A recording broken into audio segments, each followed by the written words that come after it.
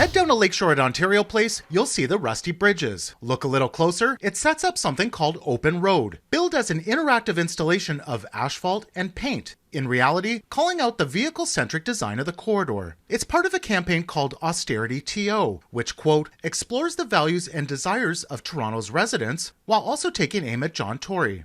Dubbed Tax Shelter, the organizers use this Bathurst and Lawrence area neighborhood, which has a concentration of high-income earners, to say Toronto has the lowest property tax rate. Down on College Street, a piece called Perseverance, a dead tree with weeds and branches in the middle of the sidewalk. Examples of these not hard to find. While out shooting this story, a similar cut-off tree on Wellesley. Go to Twitter, user after user pointing out their own examples. Broken and overflowing garbage bins are popular, issues with recreational spaces and decaying infrastructure also being called out. The state of the infrastructure is in decay, or there's not enough effort to put into it. Toronto Metropolitan University Associate Professor Victor PerezAmato studies the issue of infrastructure in the public realm. He said the city needs to be doing much more to make Toronto equitable and inclusive for all, adding it has financial benefits too. If you want people to invest in our economy, right, rather than just having corridors where you walk from point A to point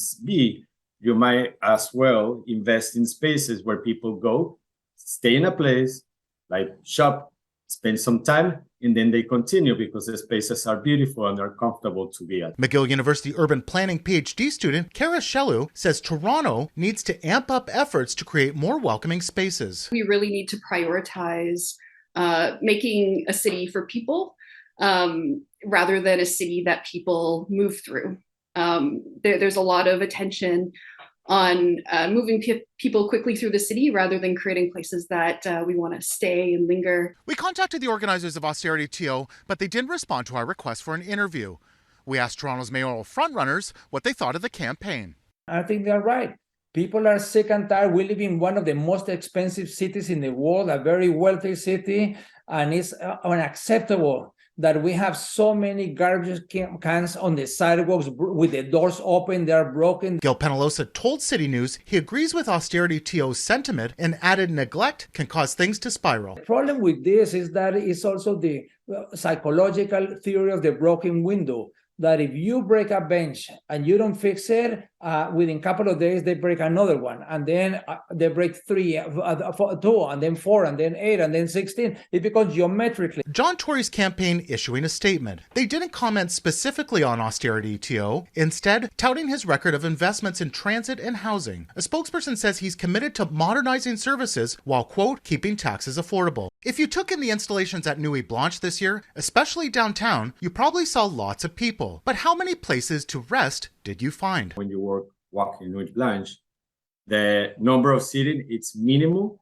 And then the ones that are available are not providing for people of different ages. They don't have backrest, they don't have armrest, or nothing like that. Toronto Metropolitan University Associate Professor Victor PerezAmato focuses on infrastructure and public spaces, more specifically, public amenities like seating. In downtown, the situation is grim. We drove down Bay Street, for instance, and while a handful of bus shelters had small seats, there were only 2 benches to be found south of Wellesley. On Yonge Street in the same area, it's worse. There's only 1 bench.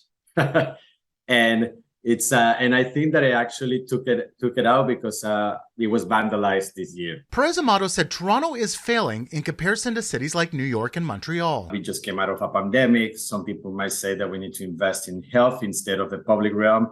But at the end of the day, the city is a city. We need to find someone that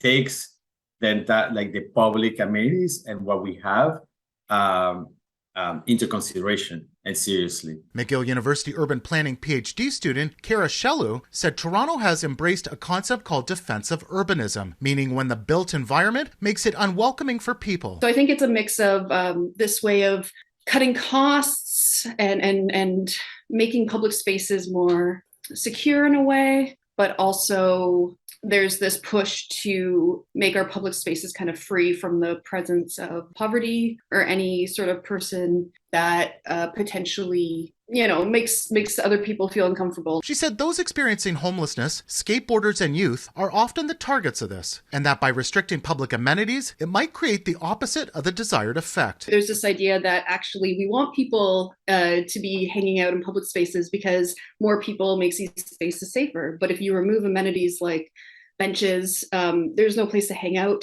there's less people in these spaces. And so it is definitely counterintuitive. A welcoming city, a people-friendly city, would ensure that we have enough accessible public seating in public spaces to enable people to all enjoy what this city has to offer. David Lapovsky is an advocate for persons with disabilities. He said the need for more public seating is not just an occasional respite. For many, it's a need. It's important that we have enough public seating available for the many seniors and the many other people who have chronic fatiguing conditions or chronic pain. Regardless of who gets elected to Toronto Council later this month, they all called for greater attention to public infrastructure and increasing the amenities in our public spaces. For more on this story, head to citynews.ca. In Toronto, Nick Westoll, City News.